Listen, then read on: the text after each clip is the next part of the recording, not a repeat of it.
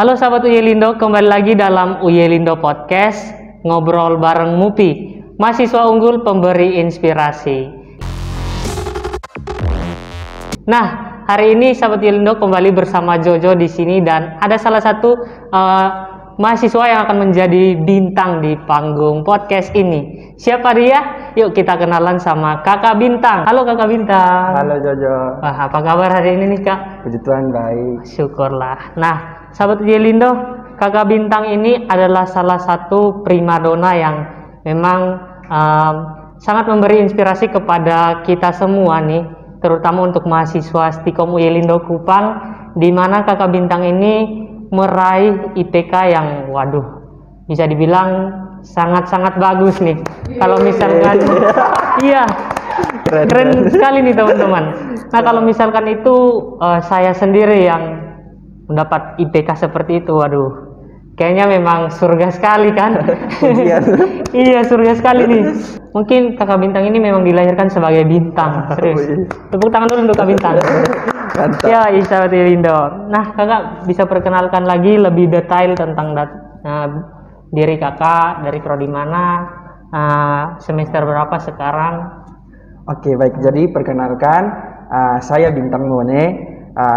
Teman-teman biasa panggil saya Bimo. Saya dari program studi teknik informatika strata 1 angkatan 18 dan sekarang saya semester 6. Wow, berarti sudah kakak semester nih ya. Iya. Oke Kak, sekarang aktivitasnya apa nih? Kalau di rumah membantu bapak saya ngedit video kan, pekerjaan sebagai pendeta juga, dan juga ya membuat warta untuk gereja, dan itu sih karena pandemi jadi tidak bisa bikin apa-apa di rumah. Iya, tapi tetap produktif dalam kuliah ya. Ya, tetap produktif. Iya, benar sekali. Jadi dengar-dengar dari info BA kan Kak, iya. Kan info kita itu banyak ya. Iya. Jadi Kakak kemarin IPK-nya berapa sampai bisa menjadi bintang dan jadi inspirasi untuk sahabat Uyelindo di rumah? Itu berapa? IPK kemarin 3,79. Wow, keren sekali nih. 3,79 itu udah tinggi sekali nih teman-teman. Jadi untuk mendapat IPK seperti itu mungkin butuh perjuangan yang ceritanya sangat panjang nih ya teman-teman sahabat Uyelindo. Dan Kak, kesibukan di masa pandemi ini selain yang tadi Kakak bilang kalau mau membantu edit warta jemaat dan lain sebagainya, itu apa lagi nih? Kalau selain dari itu sih? Oh iya, kalau selain dari itu mungkin masih close ya, masih tutup sementara. Misalkan beberapa kegiatan karena saya juga kegiatannya biasa ngikut sanggar tari ya, sanggar seni Lopo Gaharu. Jadi masih close karena masa pandemi, jadi belum ada yang latihan-latihan dan lain sebagainya. Waduh, berarti kalau menari-menari ini Kakak Bintang jago nih ya. Kakak Bintang jagonya nih sahabat Uyelindo. Jadi yang mau belajar menari setelah masa pandemi ini, teman-teman wajib nih catat nomornya Kak Bintang di bawah. Nanti bisa diajarkan sama Kakak Bintang. Kak, selain sanggar tari nih, pengalaman organisasi apa yang Kakak pernah ikut, atau apa gitu yang istilahnya itu sangat berkesan dalam hidup Kakak sampai sudah tidak bisa lagi tuh dilupakan? Kayak gini nih gitu. Kalau organisasi, beberapa organisasi, karena saya tidak terlalu aktif dalam organisasi, banyak organisasi. Beberapa saja, seperti kalau di kampus saya ikut organisasi PMK atau Persekutuan Mahasiswa Kristen, dan saya dipilih sebagai ketua, dan sampai sekarang dari tahun kemarin sampai sekarang saya masih menjabat sebagai ketua, dan saya bersyukur. Dan mungkin organisasi yang lain lagi, seperti saya juga pernah menjadi panitia wisuda, dan ya itu saja di kampus, karena lebih banyak belajar, lebih banyak fokuskan ke studi seperti itu. Jadi untuk organisasi itu istilahnya second apa ya? Ya. Kegiatan kedua lah. Ya. Jadi yang prioritas itu si akademik ini Ya. gitu ya. Nah, bagus sih itu. Dan juga kalau misalkan dalam kuliah nih ya, ada cerita nggak sih kalau apa? Kayak Suka duka. Suka dukanya kayak gimana, perjuangannya kayak gimana, ya. gitu. Pasti ada suka duka, pasti ada sulit, mudah, gampang, mudah itu pasti ada dalam perkuliahan, pembelajaran, karena pasti ada tingkatannya. Ya namanya mahasiswa pasti akan mengalami hal-hal yang kayak kesusahan. Ya seperti ada kadang happy, ada kadang sad, sedih. Ya itu kadang kerja tugasnya dari pagi misalkan kuliah terus sampai sore, terus malamnya lanjut kerja tugas lagi. Dan tugasnya itu bukan istilahnya sudah menjadi kegiatan utama ya Kak. Kegiatan utama. Jadi tugasnya itu sampai kembali pagi kadang kerjanya seperti itu. Oke, jadi seperti itu perjuangannya Kakak Bintang. Memang benar sih kalau kuliah itu memang butuh perjuangan yang berat, sahabat Uyelindo. Tapi teman-teman harus menikmati, sahabat Uyelindo harus menikmati yang namanya proses. Ya, betul. Karena kalau tidak melalui proses, teman-teman tidak akan menjadi yang seperti teman-teman mau, begitu. Ya, betul. Ya, betul. Benar sekali nih. Ya, dari Kakak Bintang memang cerita yang tadi itu benar-benar menginspirasi, dan saya juga merasa begitu Kak. Soalnya ya ini memang sesuatu yang mesti kita tanam dalam diri kita, begitu. Harus melalui proses.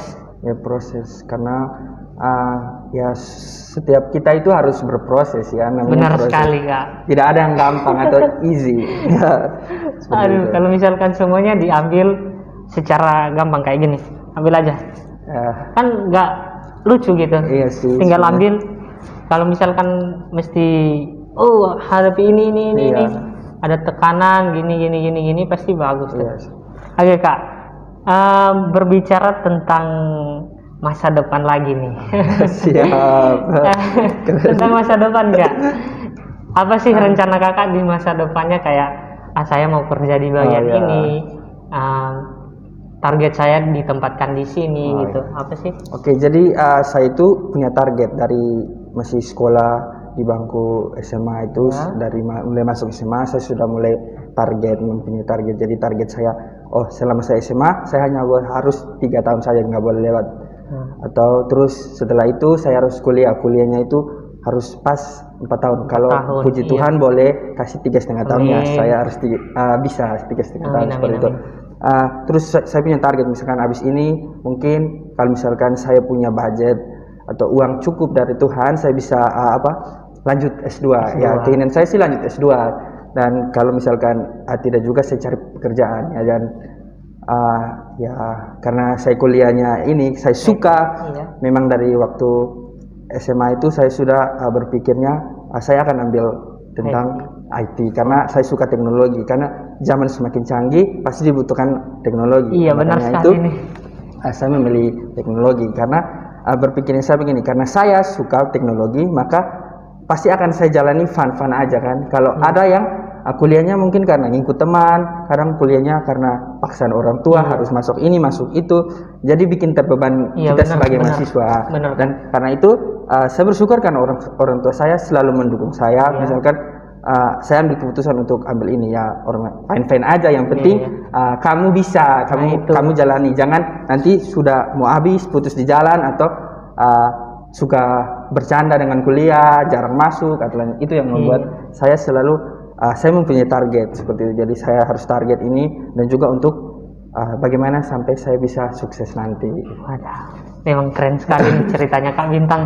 Sumpah kayak kapan saya seperti Kak Bintang seperti itu diundang ke podcast Uyelindo sebagai narasumber, bukan sebagai host.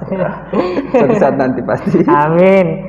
Oke Kak, ada pesan-pesan untuk adik-adik semester mungkin, atau untuk calon mahasiswi baru yang nantinya akan daftar di Stikom Uyelindo, mungkin ada pesan? Oh ya, pesan Cikomelindom ini merupakan perguruan tinggi terbaik IT di Nusa Tenggara Timur. Ya, jadi kalau saya sarankan lebih baik masuk sini sih, bukan untuk mempromosi, tapi Iya, sangat bagus, memang sangat bagus.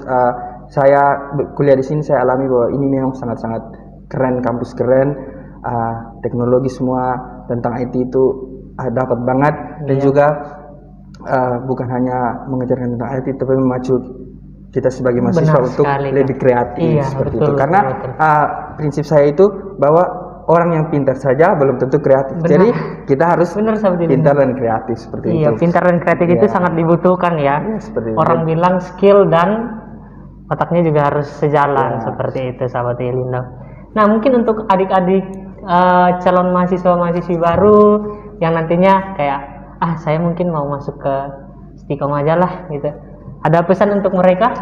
Ya, rajin belajar, terus ya jangan terlalu pikiran bahwa dengar-dengar berita dari luar atau apa begitu bahwa sini susah ini. Tapi kalau kita suka sesuatu, ya fun aja pasti. Benar. Namanya semua kuliah, semua jurusan itu pasti ada susahnya, pasti ada gampangnya. Benar sekali, Kak. Ya, tergantung dari kehidupan kita, Iya. dari pribadi kita. Kalau misalkan memang kita suka atau memang itu sesuatu yang kita anggap ya fun aja, ya kita bisa sukses. Benar sekali. Jadi untuk adik-adik calon mahasiswa-mahasiswa baru yang nantinya mau daftar di Stikom Yelindo, jangan dengar kata orang lain, datang dan buktikan langsung di sini. Karena apa, Kak Bintang? Stikom Yelindo adalah Kampus IT terbaik. mantap. Tepuk tangan untuk Stikom Yelindo. Keren. Oke, bisa ceritakan kepada kita nih untuk teman-teman sahabat Yelindo di rumah juga mungkin Iya. ya, tentang bagaimana proses kakak untuk dapat IPK 3,79 ya. 3,79. Nah, gimana sih ceritanya sampai wah, nilai yang bagus ini kakak bisa dapat gitu? Iya. Jadi waktu masuk itu kan punya target. Jadi awal masuk belajar saja, tapi bukan belajar terus ya. Pasti ada juga waktu untuk bermain, ada juga waktu untuk ya jangan belajar terus jadi bikin kita bosan, tapi belajar sambil bermain. Jadi artinya santai seperti itu. Terus saat saya masuk terus daftar beasiswa, terus dan akhirnya diterima kan. Beasiswa itu punya target, jadi targetnya itu IPK harus 3. Jadi kalau misalkan IPK tidak 3 berarti tidak ditolak. Iya. Jadi waktu masih masuk, awal masuk itu ternyata saya dapat IPK 3,60 dan saya diterima mendapatkan beasiswa seperti itu, dan dengan ketentuan bahwa setiap semester yang naik semester itu IPK-nya itu Tidak turun ya, tidak boleh turun. Jadi Benar. itu yang memacu saya juga, salah satu yang memacu saya terutama untuk agar saya selalu mendapatkan beasiswa. Jadi itu untuk memacu saya untuk belajar agar IPK saya tidak turun. Dan juga ada beberapa ya, yang utama itu adalah begini, kenapa saya membuat IPK saya atau lebih banyak belajar, karena orang tua saya pikir benar orang tua sekali. saya. Jadi begini, orang tua saya sudah membayarkan kuliah kepada saya belum mampu untuk membalaskan ya itu seperti itu. Jadi saya berpikirnya, dengan saya memberikan nilai yang seperti ini, nilai yang terbaik, nilai yang begini, orang tua saya berpikir, ternyata saya membiayai anak saya kuliah, dia kuliah dengan betul-betul, dia dapat nilai yang bagus. Iya. Mereka juga senang, mereka bahagia saat saya menunjukkan hasil Yang baik. ini, ya hasil yang baik. Orang tua saya mereka senang ya, happy seperti itu ya. Jadi itu yang memotivasi saya pertama itu. Beasiswanya nih Kak, tadi kakak menyebutkan tentang beasiswa. Nah, beasiswa apa saja atau beasiswa yang kakak ikuti itu apa? Jadi saat masuk itu ditawarkan banyak beasiswa, tapi kebanyakan banyak beasiswa itu mereka memberikan langsung dalam satu semester saja. Tapi ada beberapa beasiswa yang mereka kasih itu sampai habis kuliah. Jadi saya kalau misalkan saya ambil yang satu saja kan kayak rugi. Iya. Memang lebih besar isinya, tapi kayak satu kali saja kan, itu nanti cari lagi. Lebih baik saya ambil yang sampai wisuda seperti itu. Wah, dan akhirnya saya daftar dan puji Tuhan saya lulus, dan itu beasiswanya itu beasiswa Van de Venter atau VDMI ya. Wah, ternyata Kak Bintang ini salah satu penerima beasiswa VDMS ya. Waduh. Jadi Kak, gimana sih prosesnya itu gimana? Coba Kakak ceritakan yang menjadi pengalaman pribadi Kakak nih. Oh ya, jadi waktu itu kita kan ada seminar beasiswa. Jadi banyak beasiswa di kampus Istiqomah Indo. Dan beberapa beasiswa itu kan ada yang seperti yang saya bilang bahwa ada yang langsung satu kali diberikan, ada juga yang sampai habis kita kuliah. Oh, jadi bertahap ya, bertahap. Jadi saya pilih yang sampai habis kuliah karena saya pikir walaupun biayanya sedikit, tapi kan kalau sampai habis kuliah kan bisa membantu untuk membayar biaya kuliah. Tapi kalau misalkan ya kita terima satu kali walaupun besar, tapi nanti satu kali saja, berarti harus cari lagi seperti itu. Benar sekali. Jadi lebih baik saya pilih yang sampai habis kuliah. Jadi dan di situ saya ngikut seminar, jadi seminar beasiswa VDMI atau Van de Venter. Nah, pembahasan di dalam seminar itu apa sih Kak? Jadi dalam pembahasan itu kita diajarkan cara-cara untuk mendaftar, terus syarat-syarat mendaftar itu apa saja, terus ada trik-trik atau tips-tips untuk bagaimana kita bisa lulus untuk mendapatkan beasiswa tersebut.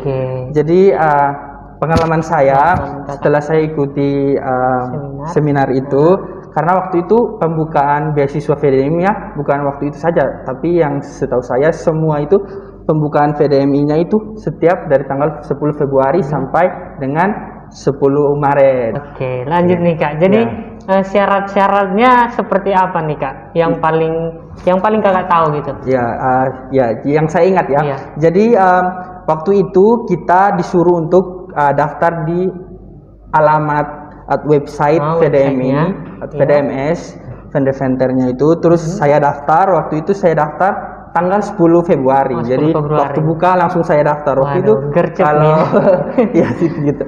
Waktu itu kalau tidak salah hari Minggu, pas hari Minggu. Jadi saya pulang gereja, saya langsung daftar.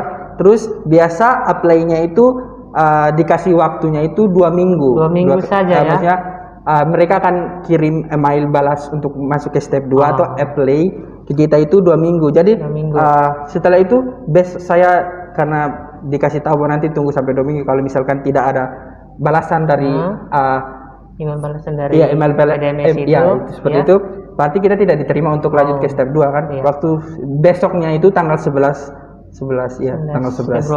Februari ya, saya buka handphone saya pagi-pagi, terus saya lihat ada email masukan. Dan setelah ada email masukan itu, kita langsung diberitahukan oleh PIC. Jadi PIC itu kayak dosen yang dipercayakan oleh VDMI untuk kayak membawahi seperti itu di setiap kampus. Jadi istilahnya kayak perantara ya. Perantara seperti itu. Oke, lanjut Kak. PIC-nya itu waktu itu Ibu Ani sama Pak Jimmy yang mengurus VDMI. Jadi saat itu kita dikasih tahu waktu saya sudah dapat step keduanya itu bahwa kita harus mengumpulkan berkas-berkasnya. Jadi berkas-berkasnya itu waktu itu saya kumpulkan ada surat rekomendasi, terus surat keterangan tidak mampu, terus fotokopi transkrip nilai. Itu transkrip nilai itu pokoknya mereka kasih target kan, IPK-nya itu harus 3,00. Kalau di bawah 3,00 berarti tidak bisa ya. Jadi waktu itu IPK saya kan 3,60, jadi saya kasih masuk. Bisa mendaftar. Saya kasih masuk, terus saya kasih masuk habis, terus dengan ada beberapa waktu itu berikan syarat-syaratnya. Terus itu ada yang tadi seperti saya sudah bilang, terus fotokopi KTM, terus kita disuruh siapkan memang untuk fotokopi buku tabungan. Terus yang paling terpenting dari itu semua ada esainya. Jadi kita disuruh untuk cerita atau tulis esai tentang kehidupan kita seperti itu. Jadi esainya itu minimal 1,5 halaman atau 1,5 halaman seperti itu. Terus di dalam esainya itu kita cerita tuh tentang kehidupan kita, orang tua kita, terus organisasi yang kita ikuti ya, tentang pribadi kita lah seperti itu. Dan juga kalau misalkan kita dapat beasiswanya apa sih yang harus kita buat dengan beasiswa tersebut. Terus bagus sekali itu. Iya. Terus yang harus punya tujuan ya. Harus punya tujuan. Terus suatu beasiswa. Ya, betul. Terus waktu itu saya cerita tentang kehidupan saya, organisasi saya, orang tua saya. Terus misalkan kalau saya dapat, saya buat apa? Saya bilang untuk membantu pembayaran kampus ya, seperti itu kan. Mungkin memang budgetnya tidak terlalu besar biayanya, karena waktu itu kita terimanya itu per bulan ya, per bulannya kita terimanya itu 650.000. Jadi setiap bulan itu misalkan kalau kita diterima berarti 650.000 itu masuk ke rekening kita sendiri, seperti itu. Jadi kayak langsung masuk ke rekening kita tanpa pihak perantara ya Kak? Pihak perantara ya, seperti itu.